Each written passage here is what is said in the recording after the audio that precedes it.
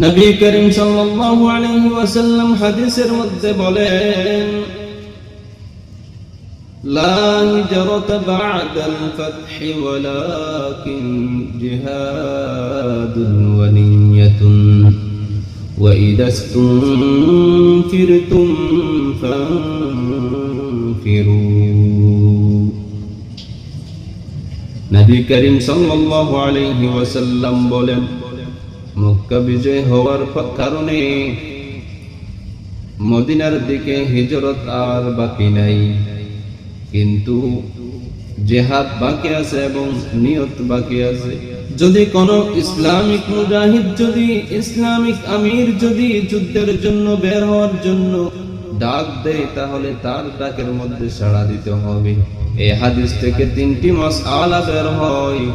এক নম্বর মাসআলা হলো, যদি কোনো একটা দেশ যদি বিজয় হয়ে যায়, মুসলমানদের হাতের মধ্যে চলে আসে, তাহলে সেই দেশ থেকে অন্য দেশে হিজরত করা জায়েজ হবে না। এই যুগের মধ্যে আফগানিস্তান বিজয় হয়ে গেছে, কাফেরদের হাত থেকে মুসলমানদের হাতের মধ্যে চলে এসেছে।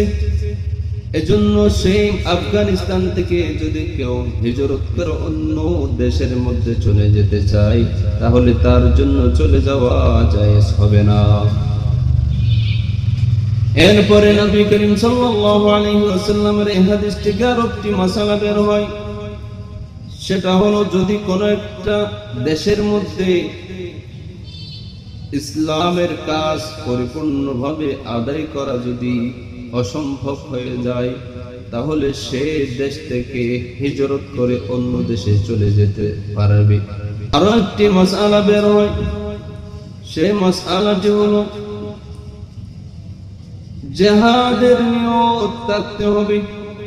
জিহাদের নিয়ত সব মুসলমানদের অন্তরে থাকতে হবে।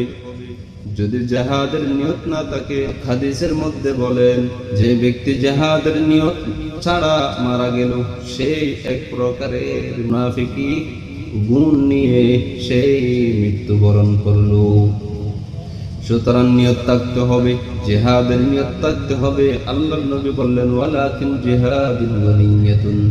সেটার আসল তাফসীর হলো, ওয়ালাকিন জিহাদুন ওয়া নিয়্যাতুল জিহাদ। জিহাদ এখন পর্যন্ত বাকি আছে এবং জিহাদের নিয়ত এই পর্যন্ত এখন পর্যন্ত বাকি আছে। সেই জন্য জিহাদের নিয়ত আমাদের মুসলমানদের অন্তরে থাকতে হবে। আরেকটি মাসআলা বের হয়, সেটা হলো, জিহাদের প্রস্তুতি থাকতে হবে মানুষের কাছে। জিহাদের প্রস্তুতি কেন দরকার?